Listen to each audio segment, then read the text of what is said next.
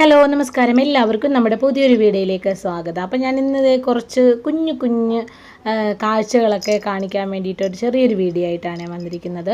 ഇത് നമ്മുടെ വീടിന് വാതിക്കലുള്ള ഒരു ചെറിയ മാവാണ്. അതിങ്ങനെ പടർന്ന് നമുക്ക് കൈ വെച്ച് പറിക്കാവുന്ന രീതിയിലാണ് മാങ്ങയൊക്കെ ഉണ്ടായി കിടക്കുന്നത്. നല്ല രസമാണ് കാണാൻ. അപ്പോൾ ഈ താഴത്തെ മാങ്ങകൾ ഞങ്ങൾ പറിക്കത്തില്ല, പഴുപ്പിച്ച് കഴിക്കാൻ വേണ്ടിയിട്ട് ഇട്ടിരിക്കുവാണ്.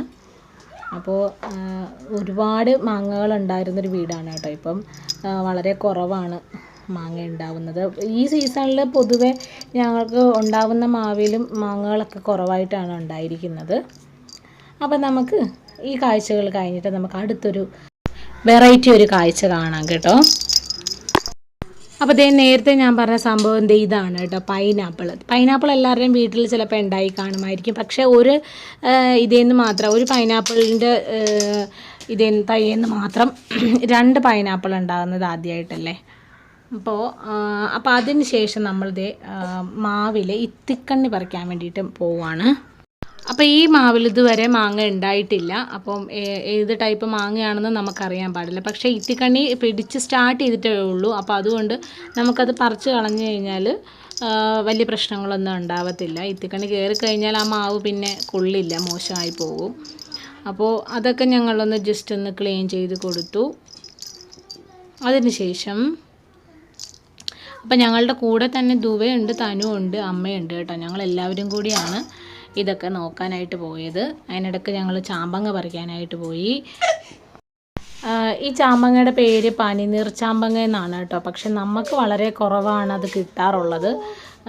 നമ്മൾ താഴത്തെ കമ്പിലൊക്കെ കവർ വെച്ച് കെട്ടിയിടുവാണെന്നുണ്ടെങ്കിൽ മാത്രം കിളികൾ കൊത്താതെ നമുക്കത് കിട്ടാറുണ്ട്.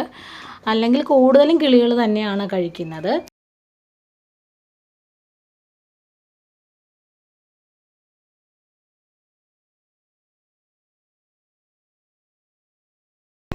ഇതാണ് ചാമ്പങ്ങ. ഇത്രയേ ഉള്ളൂ കേട്ടോ. ഇതിൽ കൂടുതലൊന്നും ഇത് വണ്ണം വെക്കത്തില്ല.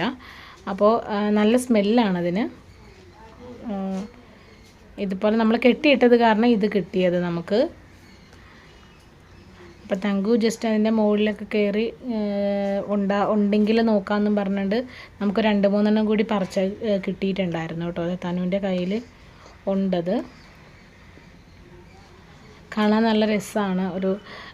നന്നായിട്ട് പഴുത്ത് കഴിയുമ്പോൾ ഒരു ലൈറ്റ് ഒരു ചന്ദന കളർ പോലെ ഇരിക്കുന്നത് ഇത്. കുറച്ച് നേരമൊക്കെ ഞങ്ങൾ ഇവരുമായിട്ടൊക്കെ ഇവിടെയൊക്കെ നടന്നു. ഇവിടെ തണലായതുകൊണ്ടാണ്, വെയിൽ സമയം നമുക്ക് പുറത്തിറങ്ങാൻ പോലും ഇപ്പോൾ പറ്റുന്നില്ല. കുറച്ച് നേരമൊക്കെ ഇവരുമായിട്ടൊക്കെ ഇവിടെയൊക്കെ നടന്ന് കഴിച്ചും പിന്നെ ഞങ്ങൾ അകത്ത് പോയി.